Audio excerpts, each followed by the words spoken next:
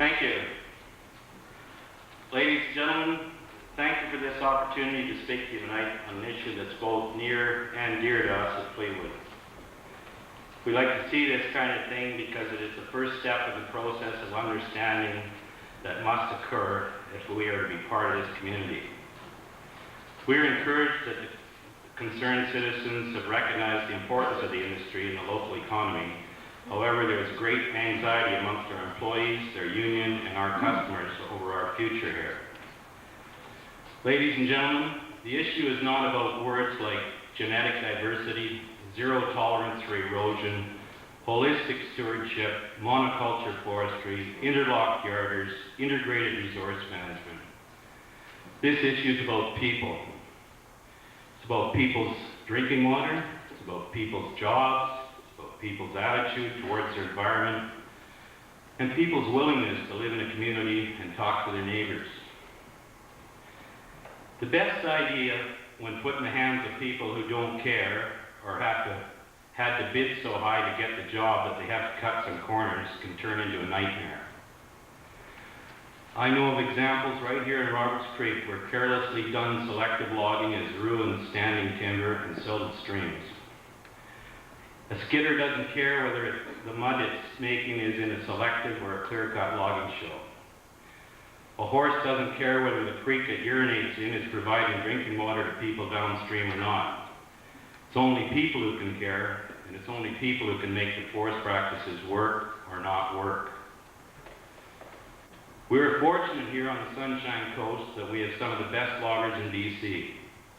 These people are dedicated to making their living here for the long time, long term. They are capable, hardworking, and they care about their jobs and their community. Our company is built on these people, and it's only through their efforts that we will be a profitable and acceptable firm. The practices are the key. We feel very strongly that a well-planned and executed clear-cut is much more environmentally friendly than a poorly planned or executed selective cut. Part of the problem is that the control and monitoring of these practices have taken a back seat to administration in the hearts and minds of our public forest managers. We need to get our Forest Service back on track so that they know what's going on out in the woods as well as in the community. Similarly, operators who refuse to follow sound practices must be dealt with decisively. The problem is that bad practices reflect on all of us, while good ones usually go unreported. The media and the environmental groups have used this fact to further their own agendas. The logic behind good logging practices is not rocket science. Maintaining streams and streamside vegetation, road drainage, avoiding waste, minimizing ground disturbance and site destruction.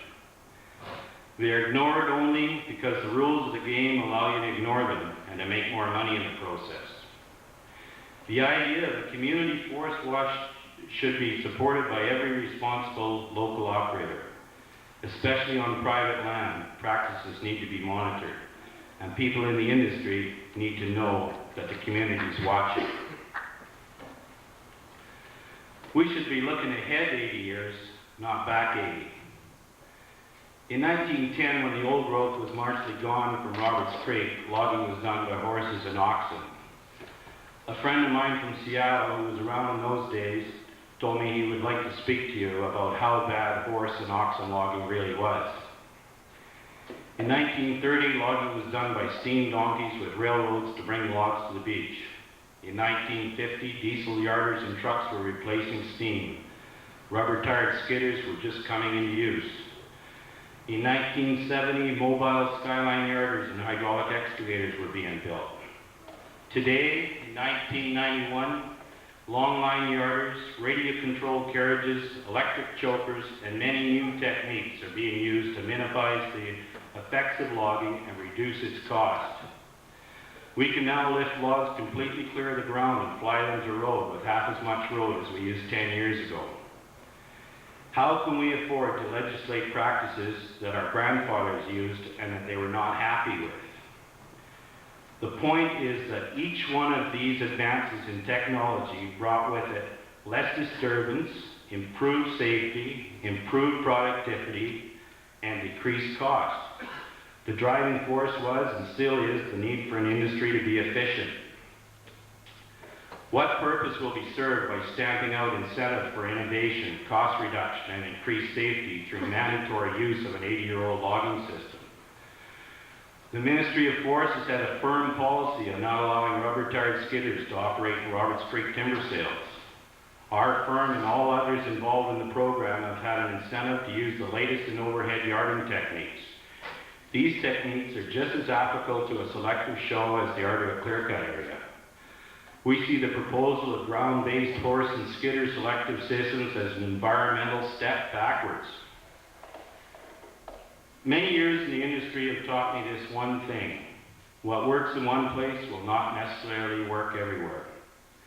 My hat goes off to Merv Wilkinson of the world, who are teaching foresters some valuable lessons.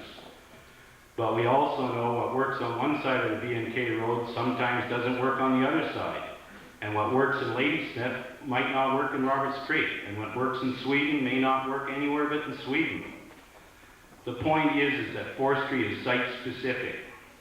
Anyone advocating blanket cures for our problems is just as guilty as the rest of the industry, who have maintained that clear-cut, slash-burn, plant Douglas fir was the only way to manage a forest. We need some long-term thinking. The needs of this community can only be